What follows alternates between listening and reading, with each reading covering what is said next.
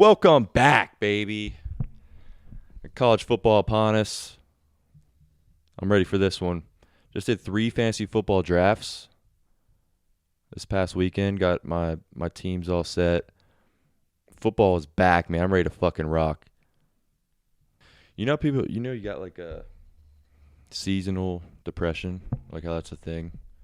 Like spring comes and you got your, like, weather gets nice. Start waking up feeling better. The shit starts to go away.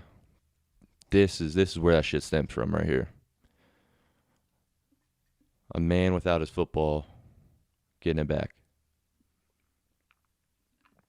Drink to that. Here's a protein shake. Reese's peanut butter cup.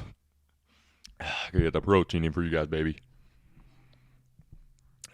All right. Well, football's fucking back. If you haven't noticed, it's just me again. So it's your boy. My name is B Team Brady. The boys, they're a little under the weather. So Duncan was nice enough, thanks Dunk, to give him some PTO days, so they can rest up for the big week next week, which is NFL prediction week. And man, that's a big week.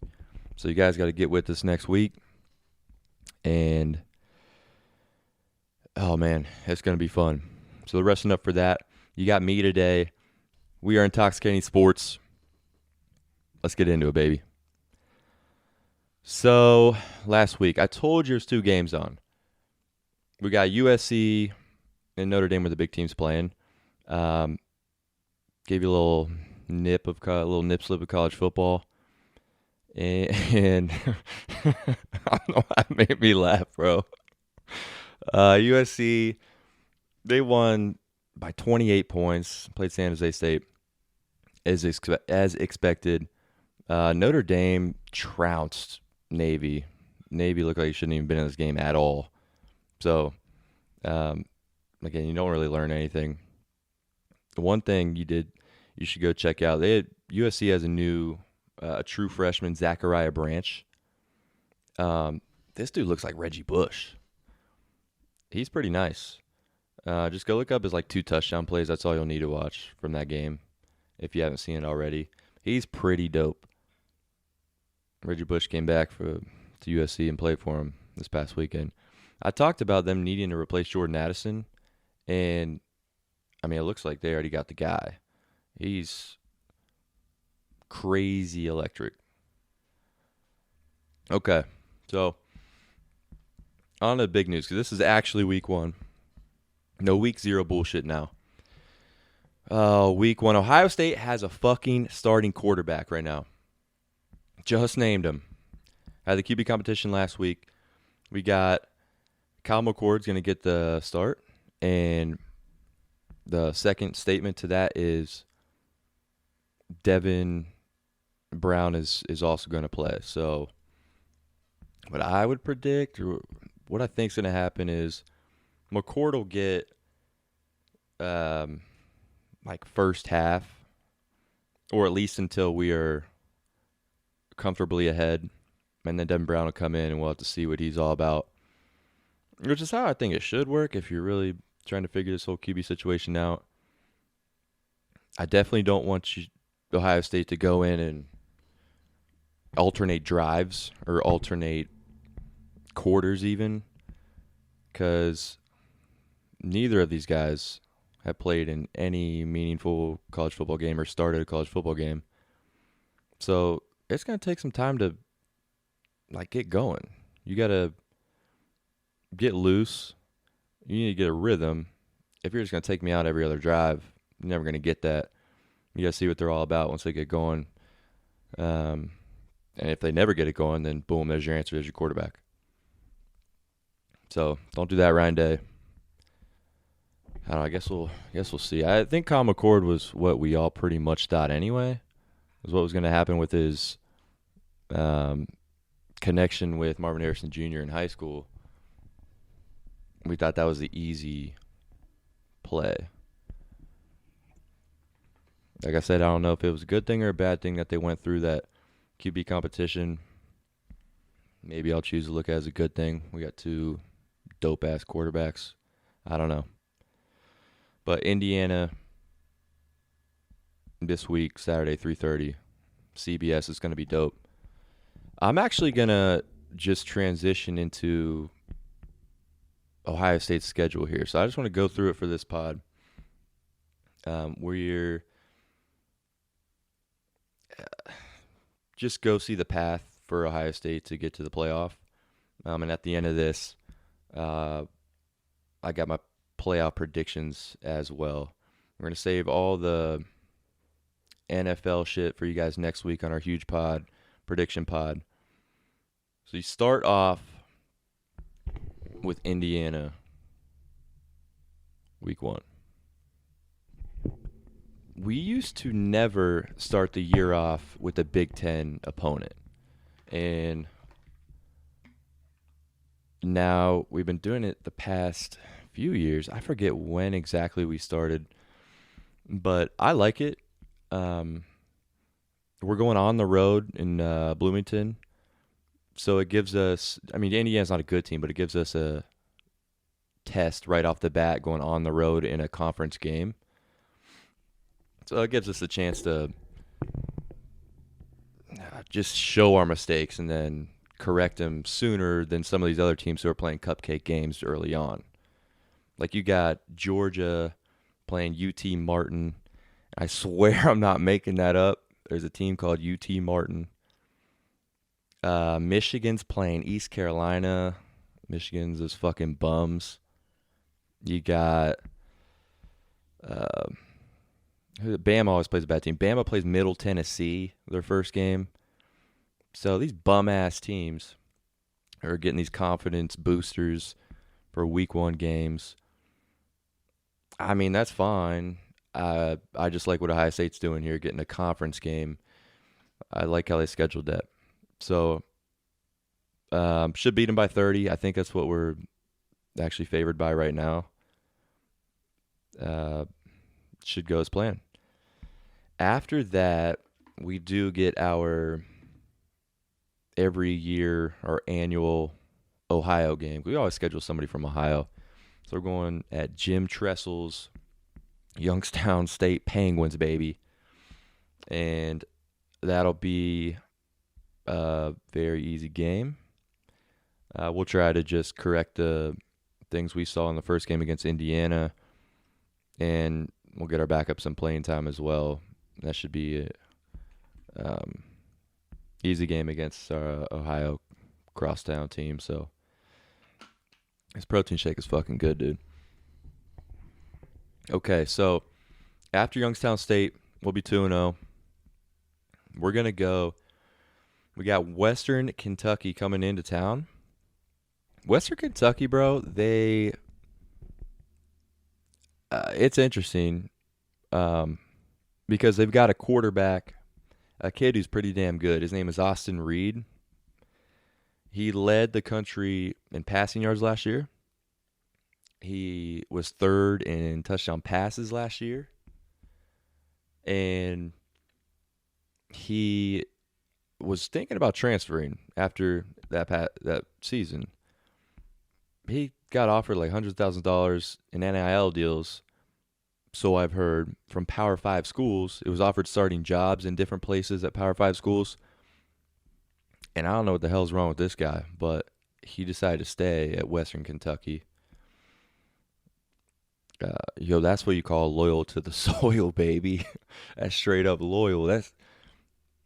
I don't know what the fuck he's thinking. I would have left, but he stays. So we got a test now. 3rd game in. Overall, the team is booty cheeks. Like, whatever. We'll still easily be able to put up points all over them. But I like the test that we'll run into that early against an NFL talented quarterback. Because I think the kid, he's not just putting up numbers like, just to put up numbers. He's an actual NFL talent. Like, he'll get drafted when he goes. So that's pretty cool. See what our defense is all about. Every year I'm like, yep, they're going to get better. And then they never do. So let's just see what they're made of after we play a quarterback like that. Nonetheless, 3-0 after that game. Quick tip, maybe the over because his quarterback is so good. Throw that ball around. I'm trying to be better at college football betting than I am NFL betting or any other betting. Because I've been on a straight just downslope, bro. Shit's killing me.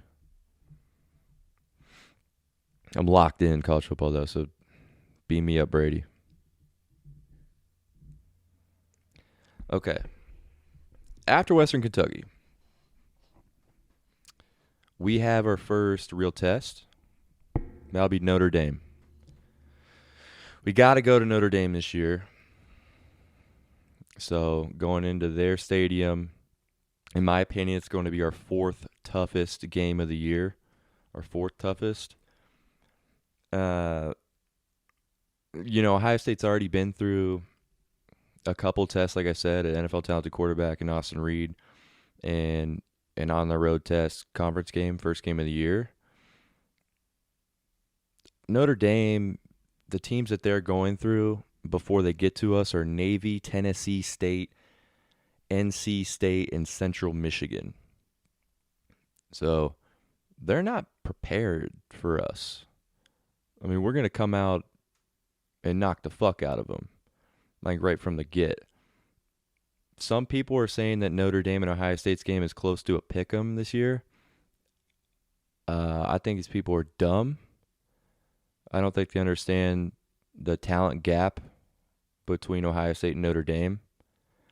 Even though we're going to Notre Dame, I still think we end up winning this game by like 14 to 17 points.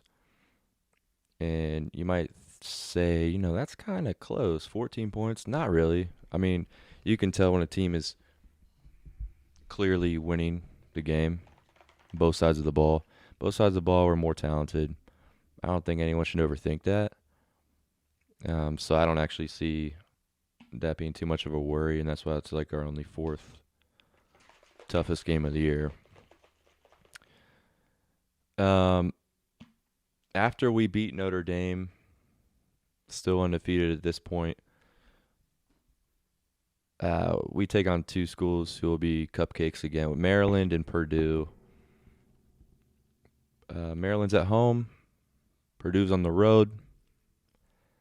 Everyone remembers the fucking Purdue game where we lost and it ruined our season. Dude, me, Bowman, Hunter, we were in college when that game happened, and that was devastating, but that's not going to happen again. Don't fucking worry about that. We're so much better than this team. It's a one-time thing. There's no shot. So don't worry about that. Win Maryland, win Purdue. Okay, so after we get those two dubs, Maryland and Purdue, we are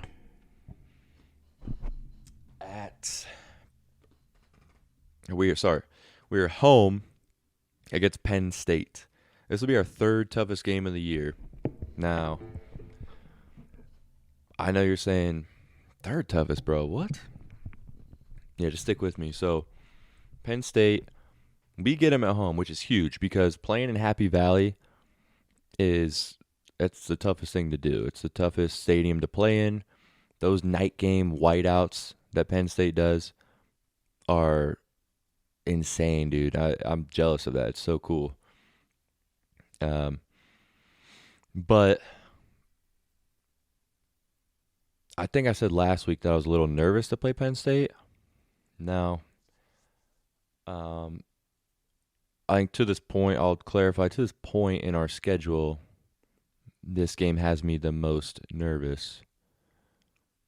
But I'm not worried about it. Never fucking worried. Never worried. Shout out Bum and Matt Hunter. Never worried.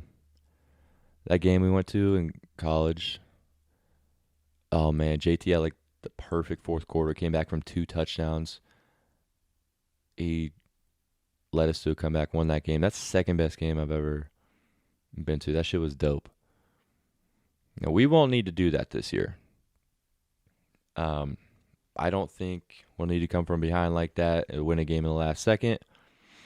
Us being home gives us a huge advantage. I'm assuming this will be a night game, um, and it's going to give us similar vibes to Penn State's whiteouts. We'll probably have a blackout for that game or red out, whatever. But that stadium's going to be fucking pumped up. Um, Now, I've talked about Penn State's defense being the shit. Yeah, I think they will be the shit. I think they have a top 5 defense. They have a lot of good groups. But, I mean, let's stack that up against the best receiving core in the nation, top 5 running back room in the country. I think if we can establish a 1-2 punch, Mayon, Travion, then you're going to have those DBs out on islands trying to guard our 1, 2, or 3. I mean, our 1, 2, or 3 at receivers, Marvin Harrison Jr., Emeka Ibuka, and Julian Fleming. You can't guard those guys one-on-one. I mean, how are you gonna guard that? So I think our offense is just going to be able to outplay their defense. And then the big thing for Penn State is they've got this new starting quarterback, Drew Aller. I know Penn State Nation, those little bitches are high on him, but this is the first time you've had to deal with a new starting quarterback in 4 years. You had Sean Clifford, the big red dog, for the last 4 years starting. And I think I saw that he's been there for 6 years, but he just started 4 years. That's crazy. He's been in college for 6 years, dude. I should have stayed back one more year. So, our defense should be able to fuck with this new starting quarterback. His first big game is coming into the shoe and trying to beat us, bro. Come on. I mean, he's got to be scared out of his fucking shorts. So, no, I think we win that game. I don't think it's going to be... It's not something we're going to trip up on. I think we got Penn State, third toughest game of the year. Now, after them, we play Wisconsin. Now, this will be our second toughest game of the year. Now, it's because we just prepared for Penn State. We got super pumped up. We're locked in for this game, and then immediately afterwards we have to go into Madison, Wisconsin on the road and play in their home field. So it's going to be tough. There's so many layers to this because of us traveling right after a huge game to another huge game. You hope that OSU doesn't overlook this, disrespect Wisconsin's team, because they have a good team this year. They've got new head coach Luke Fickell, so you've got that whole revenge game story going for them. That's all they'll be talking about. Those you don't know, Luke Fickell, he graduated Ohio State, and then he coached there for like 14 years until he went to coach Cincinnati, and as the head coach there, man, he turned their program around. He's a good coach, and now just got this Wisconsin job. So he's going to be looking to come back and nail Ohio State, beat the college he went to, that he coached for. So there's another caveat to that. And traditionally, I mean, Luke Fickell, he throws the ball more than like a Wisconsin game plan. So I think Wisconsin's game plan is normally ground and pound. I mean, we face running backs like Jonathan Taylor, Melvin Gordon in the past, and that's what they got. Big offensive linemen. They run the ball. Luke Fickell's going to bring a little different side of that. I think that he'll balance that out more. which is going to be tougher for us. It's tougher for the whole Big Ten than what they're used to in playing Wisconsin. Throw the ball a little more, but still keep that ground and pound with it.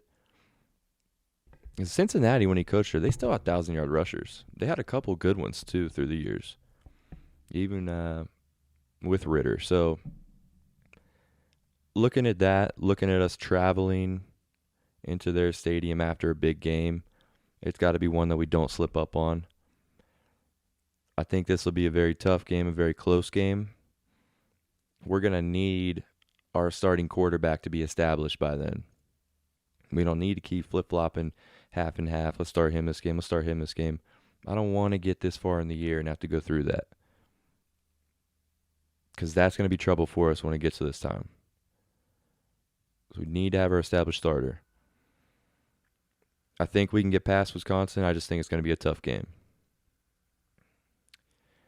After Wisconsin, we've got a bunch of lollipops. So this is just one of those where you're like, man, we got to not look ahead to Michigan. We got to stay locked in. Just take it week to week, because Michigan week will get here eventually. You got Rutgers, Michigan State, Minnesota all in a row before we have to go up to Ann Arbor. Okay, so, fucking Michigan, bro. Fuck those bitches. Fuck all you Michigan fans in these comments talking shit. Not really. Love the support. Love the comments. But Ann Arbor's a whore. And listen, this will be our toughest matchup of the year. It always is. This is the biggest game of the year. 17 million views last year. Wiped the floor with any other big game. Like I said last pod, man, they got the number one offensive line in the country. They got the best running back duo in the country. But I'm sticking with this. Our defense should be better this year. Two studs on the line, JTT and Mike Hall.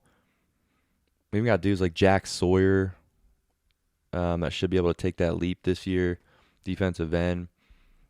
Eichenberg, Steele Chambers are studs in the middle, bro. At linebacker. Denzel Burke should be able to play one-on-one with their best receiver. So the matchup is going to be, can our defense stop the run? That's the huge, that's how we'll win. That's how we lost the past two games. On the other side of the ball, I don't see any fucking issues. I mean, I really don't care. But Michigan's not going to have a better defense than Penn State. And I just think at that point in the year, our offense is going to be nearly unstoppable. And I'm saying that regardless of who our starting quarterback even is. Whoever has beaten the other one out, then they're the real deal. And they don't have to be spectacular, especially when you have the best fucking offensive players around you. And what are you going to do? Let's hand it off Travion left this time. Throw to Marvin Harrison Jr. right this time. Cade Stover over the middle for a first down. Hand off right to Mayan Williams. Throw it left to Julian Fleming. Like, this is a ridiculously studded offense where I don't think they'll be able to stop us. We're going to be too good at that point. It's just, can we stop them one more time than they stopped us? Our defense needs to come through. And I think they'll do it. I think the big part of that, when I mentioned playing Wisconsin, they play like similarly. Ground and pound game, running is their shit. Big offensive lines. Their style is similar. And us getting through that Wisconsin game, whether we win or lose, I mean, I don't think we'll lose. I think we edge past them. But either way, we're going to learn how to play Michigan better after that game. I think that's a big key to that. You go back and watch film, and you get prepared for Michigan when that week comes. You go watch that film. So all in all, we're going to beat Michigan this year. I'm sorry to say it. Michigan, I mean, you've had enough, man. Two times is enough. I think we let our little pussy-ass brother win too many times. Two's more than enough. You bitches can go sit on the fucking corner now. I'm ready to take this back. So, we're coming to Ann Arbor and going to beat you fucking pussies' asses. Which brings me to the playoff picks. Have a little nicer tone now. Have a little protein drink. Now, playoff picks. Number 1 is going to be Georgia. Georgia, as I said last week, they don't play fucking anybody. I think last week I said they don't play a ranked team until November 18th. I did look again. That is wrong. They play a ranked team November 11th, the week before that. But it's Ole Miss. That's why I overlooked that, because they fucking suck. And they'll beat the shit out of them. Their only test of the year is Tennessee, November 18th. So sorry about that, but I mean, they'll get through that so fucking easy. And then I don't think they go in and lose the title game. I think they'll beat whoever comes out of that side. So Georgia's number 1. They'll be undefeated. At number 2, I guess based on how I just went through Ohio State's schedule, you can put them there. I got Ohio State at number 2. I think it's one of those things where, well, okay, I'll keep going. So Ohio State at number 2, I think they'll go undefeated this year. I think they're that talented, and the new quarterback isn't going to be a slip up like it would for maybe other teams. I mean, they've been through this before. They've done traditionally well, like first start for Justin Fields, first start for C.J. Stroud. Dwayne Haskins comes in. Those have always been great years. It just goes from one year to the next, where they come through and they got the correct team built around them, and we do really well. And this year we're extremely talented. Number 3, who I have playing Ohio State in the playoff this year, is USC. Now, this is a tough one. I feel like this extra team you put in here can go anywhere, dude. So the way I'm choosing to think about this is, the question was, is Caleb Williams going to get any help? It looks like he's got a Reggie Bush motherfucker on his team right now. True freshman Zachariah Branch looks nice. He looks nice. So if we can fill that, fill Jordan Addison's spot. He's got help now on the offensive side. It's still to be seen how their defense will play, and especially in the Pac-12 this year, because the Pac-12 is loaded, dude. I just think that if USC can get through with just one loss and just win their title game, then they'll be considered for the playoff and should get in.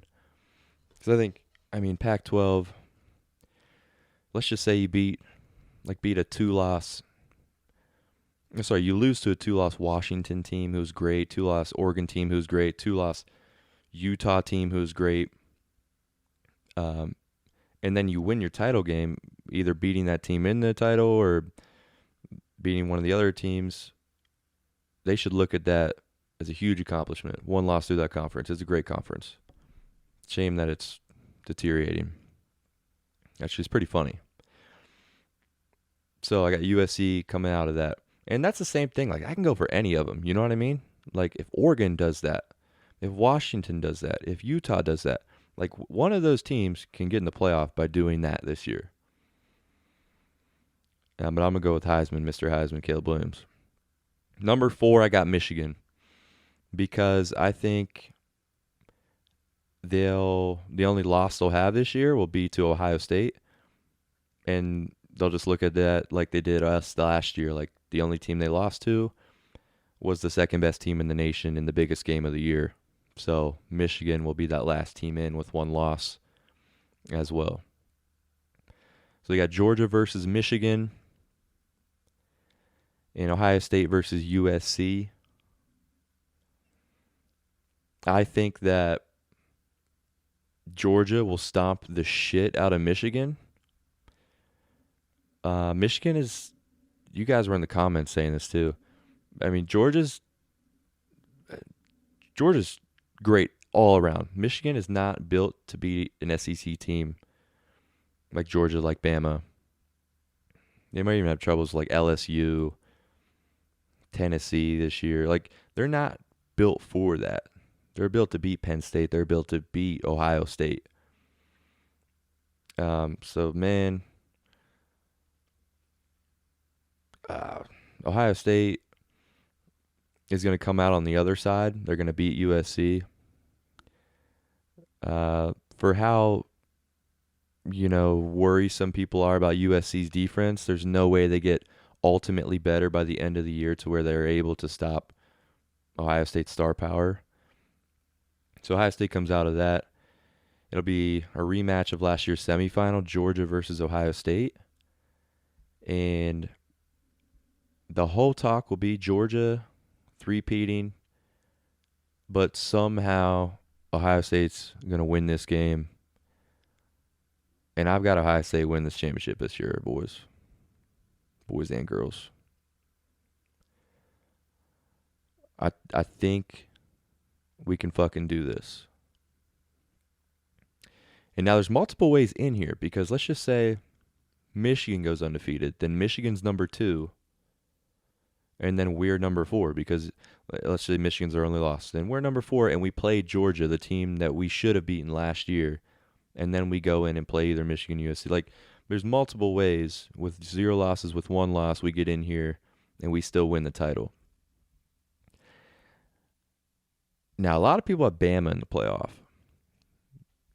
I'll tell you why I don't have them is because of their quarterback shit that's going on. I've never seen Bama with this much question around their quarterback position before.